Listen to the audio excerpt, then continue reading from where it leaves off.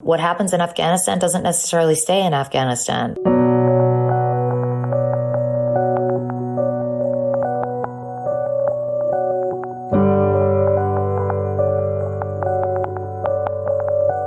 That's our escort just there on the other side of the river. The whole west side of this thing was loaded with drugs and weapons. Our visit with the Taliban is coming to a close.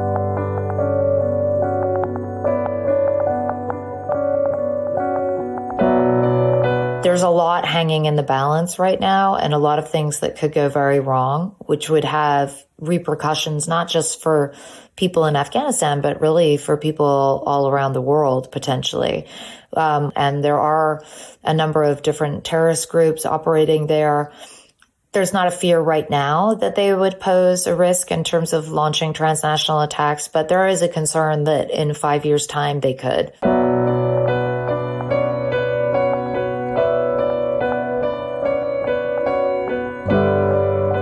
I don't think anybody could have possibly expected the pace or the speed with which things happen. I never thought that there wouldn't be more of a fight, to be honest, put up by the Afghan forces.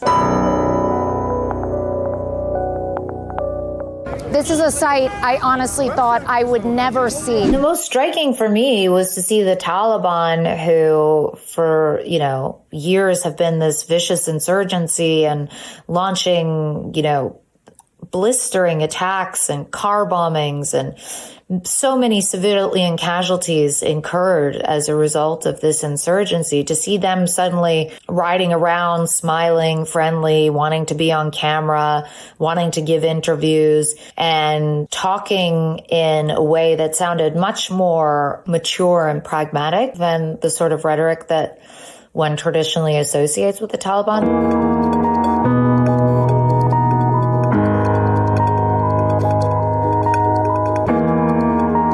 There's no women in this interim government. There are no Hazaras or ethnic minorities in this interim government. And so there are real concerns that, yes, the Taliban might be talking the talk, but are they going to walk the walk?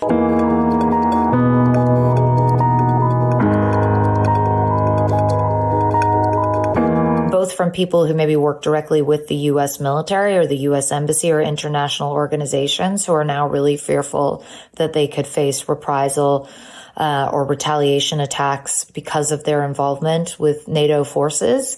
And then also from ordinary people who maybe had nothing to do with the U.S. while they were there, but are just fearful about the security situation and are worried that the Taliban's not going to be able to maintain control over the entire country, worried about the presence of ISIS-K and whether they might be launching more attacks, worried about the economic situation. We've seen these long, long lines outside the banks.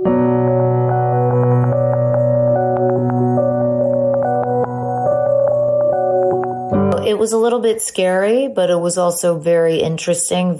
I think I was one of the first Western journalists in many years to spend time in Taliban territory. And obviously a lot of journalists have been kidnapped or threatened. It was obviously unusual as a woman because the Taliban's not really used to dealing with women.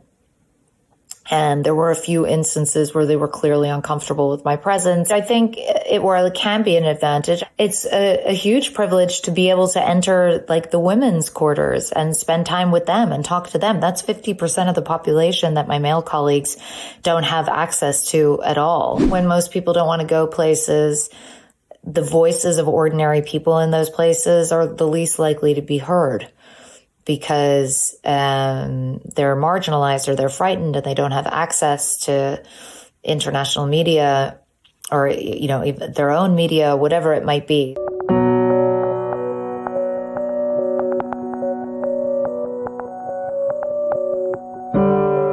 There's two factors here. There's like the human element in terms of being worried about the future of the country. Will the Taliban be able to govern? Will they govern in an inclusive way? Will the security situation be okay? Will the economic situation be okay? Will there be enough food? Will there be enough work? All those sorts of things. And then there's also the more pragmatic kind of security threat. Like, will Afghanistan pose a security threat potentially? Could terrorist groups proliferate in this kind of an environment? And so for all those reasons, I think it's a story that the world needs to keep focused on and that journalists need to keep covering.